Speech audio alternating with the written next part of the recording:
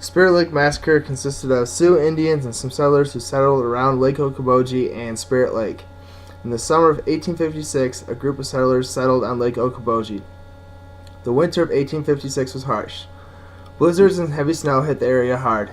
In the spring of 1857, a band of Sioux Indians came to the wooded area around the lake. In Iowa during this time, white settlers were not afraid of Indians because the settlers did not think the Indians were harmful. The tribe's leader hated the settlers because they had settled on their ancestors' hunting grounds. He also hated the settlers because he believed the settlers had killed one of the tribe's chiefs. In the spring, the Indians began moving closer to the villages. The Indians began destroying the property of the settlers. In March of 1857, the Indians moved closer than ever before to the villages. The Gardner family heard a war dance going on one night. The next morning, some Indians approached the Gardner's home.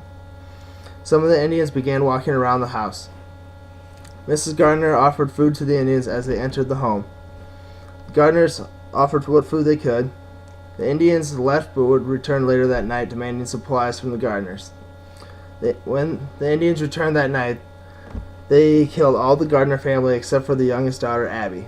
The following day, the Indians went to the other villages around the lake and murdered many others.